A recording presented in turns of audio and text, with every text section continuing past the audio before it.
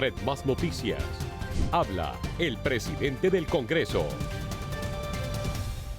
Bueno, y volvemos a Barranquilla, donde se encuentra nuestro director Giovanni Celis, hablando con voces públicas, con voces que le interesan al país para hacer un diagnóstico de cómo estamos en diferentes frentes. Tiene usted ya, Giovanni, a otro invitado, nada más y nada menos que al presidente del Senado, el doctor Iván Name.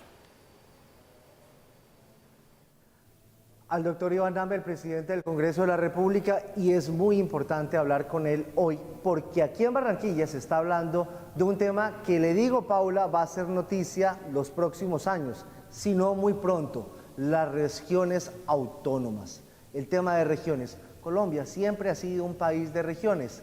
Qué bueno que ya desde Bogotá se empieza a pensar más en las regiones y un poquitico menos en Bogotá. Está buena la idea, ¿o no?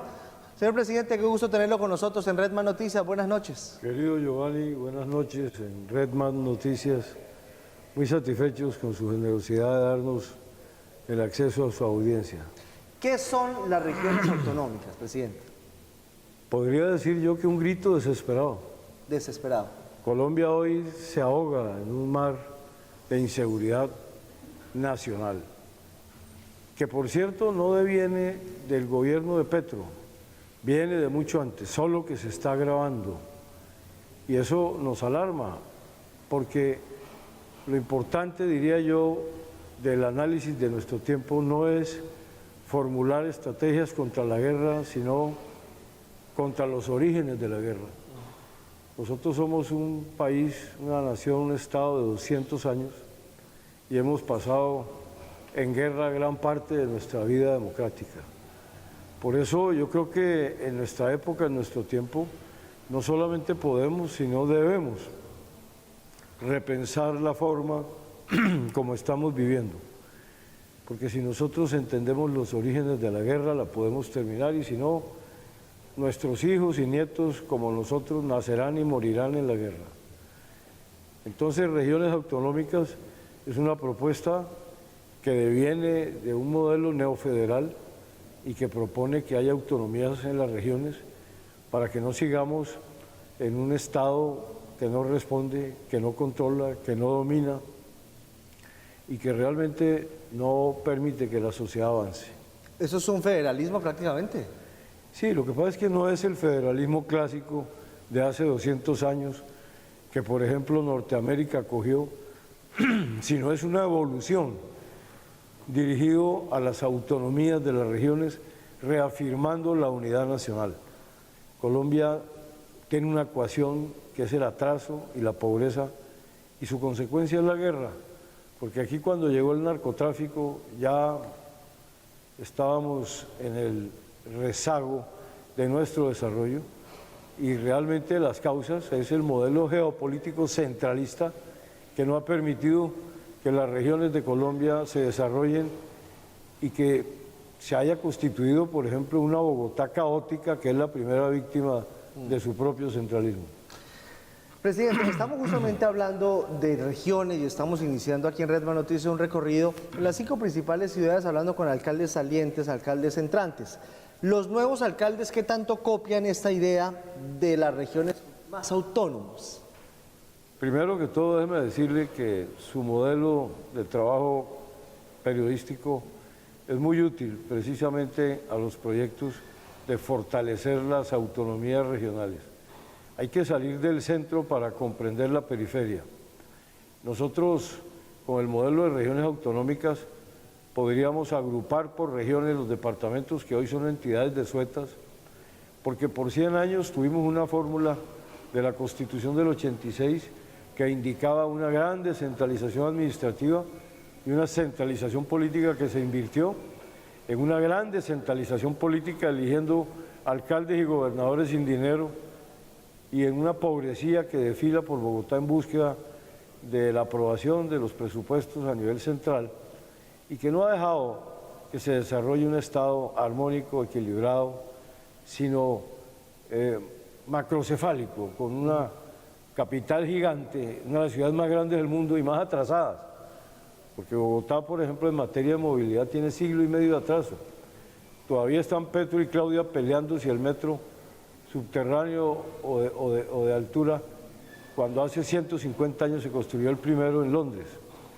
Y los índices de inseguridad, todo porque las migraciones han convertido a Bogotá en una recepción de todos los factores de deterioro y de la falta de desarrollo de las regiones. Por eso tenemos estados como Arauca, donde no gobierna un estado, sino un ejército insurgente, y otras más que no ven la perspectiva del desarrollo, porque todo se ha concentrado en un modelo que viene desde la inspiración bolivariana, cuando triunfó el modelo centralista bolivariano, y no pudimos entonces, como Estado naciente, entender el modelo santanderista federal. Hablando de estas discusiones políticas, ¿cómo le fue al Congreso? ¿Cuál es su balance ya cuando terminaron las sesiones el sábado pasado? El Congreso de Colombia es una expresión avanzada de la democracia. Algunos pontífices del pensamiento siempre han dicho que es mejor una sola cámara, y ahora podemos comprobar que es mejor el sistema bicameral, que permite que una cámara revise lo que haga la otra y se miren de reojo, se quieran o se odien, pero las cámaras aseguran 2 filtros para las decisiones superiores del Parlamento. Así que yo creo que hemos ido a los ritmos propios del Congreso de la República y estaremos intercambiando. En el caso del Senado, estaremos enviando la pensional ya a la plenaria en pocos meses, y estamos recibiendo la reforma de la salud, que empezará su trámite en la Comisión Séptima del Senado para después considerarla en la plenaria de la corporación. ¿Cómo recibe esa reforma a la salud el Senado? Porque muchos decían en la Cámara, se hundió y no, pasó. ¿Cómo va a ser la historia en el Senado? Bueno, nosotros en el Senado tenemos un gran respeto por la Cámara de Representantes. Entendemos que hicieron un estudio minucioso, detallado, como lo haremos nosotros sin prisa, pero sin pausa, para mirar las conveniencias nacionales, que es lo que tiene que definir la ruta y la suerte de la reforma a la salud. El presidente Petro, ¿cómo están sus relaciones con él? Usted lo conoce desde hace muchísimos años, desde que eran jóvenes. ¿Cómo están sus relaciones hoy con el presidente de la República? ¿Hay posibilidades de un diálogo? Sí, efectivamente yo conozco como nadie, de hecho, lo conoce muy bien. A Petro lo conozco desde su génesis prácticamente. Posiblemente él a mí no tanto. Yo a él muy bien en todo su itinerario histórico. Hoy las relaciones con él son meramente institucionales, ni a él le interesa que sean de otra manera, ni a mí. Y eso nos permite una gran independencia. Yo no llevo colgada una soga en el cuello del presidencialismo, sino por el contrario, el presidente del Congreso es un hombre independiente que transfiere a su corporación esa independencia y que asegura con garantías para todos los sectores la participación en el análisis y estudio de los proyectos que vengan del gobierno o que surjan del mismo Parlamento. ¿Le gustan, qué opinan de los anuncios del ELN y de las FARC de dejar de secuestrar? Pues ese es un presupuesto del que no se podía mover el gobierno y los negociadores. No se puede pactar la paz en medio del crimen, de tal manera que el anuncio que ha hecho el ELN de que va a suspender extorsión y secuestro es un buen aliento al proceso, pero nosotros quisiéramos precisamente que la insurgencia, las disidencias de la FARC, la de Márquez y la de Mordisco, sean, junto con el ELN y la insurgencia política, factores que integren un proyecto político de cambio. No se puede tampoco pensar en la paz si no se cambian los orígenes de la guerra, de tal manera que lo recibimos con beneplácito y pensamos que el ELN va a tener un sentido patriótico que aportar a la ruta de los cambios, y nos parece muy conveniente y además imprescindible esta actitud que ha anunciado. Presidente, ¿usted cómo ve la moral del pueblo colombiano? Y se lo pregunto porque llegan algunas noticias de que la economía se está desacelerando, el tema de la inseguridad está complejo, hay unas nuevas administraciones locales, están en el Congreso dándose las discusiones como debe ser. ¿Cómo siente usted desde el legislativo al colombiano en este momento? Lamentablemente yo siento tristeza. Siento que no hay ni factores ni elementos que hoy animen mucho a la sociedad y a la nación.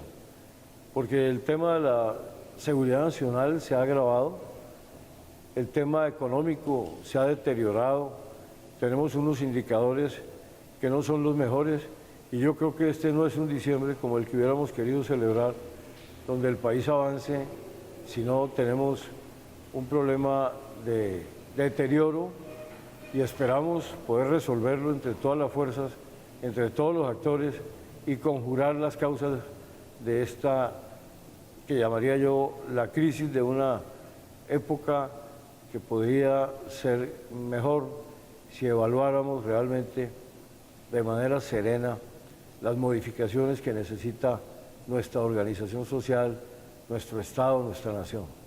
Presidente, hace 2 años hubo un estallido social, las voces de los jóvenes sonaron fuerte. ¿Cómo ven las nuevas voces jóvenes que entran a gobernar?